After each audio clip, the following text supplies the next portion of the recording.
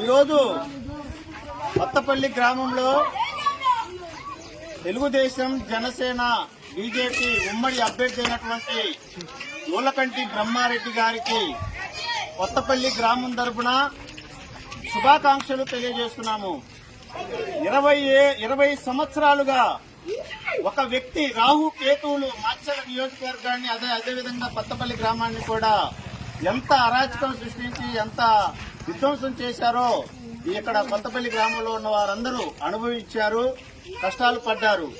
20 సంవత్సరాల తర్వాత కొత్తపల్లి గ్రామానికే కాకుండా మాచర్ల నియోజకవర్గానికి స్వాతంత్రం వచ్చిన రోజు నిన్నటి రోజున ఎప్పుడు కని విని ఎరుగని రీతిలో మాచర్ల నియోజకవర్గంలోనే 32,325 ఓట్ల మెజారిటీ, భారీ మెజారిటీని బ్రహ్మారెడ్డి గారు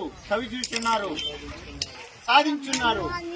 అదేవిధంగా కొత్తపల్లి గ్రామంలో కూడా ఎప్పుడూ కూడా మరి తెలుగుదేశానికి మెజార్టీ రాని పక్షంలో బ్రహ్మారెడ్డి గారు కొత్తపల్లి గ్రామంలో ఉన్న వారికి ఒక ధైర్యాన్ని, ఒక సింహంలా వచ్చాడు, ధైర్యాన్ని ఇచ్చి కొత్తపల్లి గ్రామంలో 435 ఓట్ల మెజారిటీ తోటి ఆయనకి పంచాయతీలో ఘన విజయాన్ని సాధించి ఆయనకు ఒక బహుమతిగా మేమందరము ఇచ్చిన్నాము.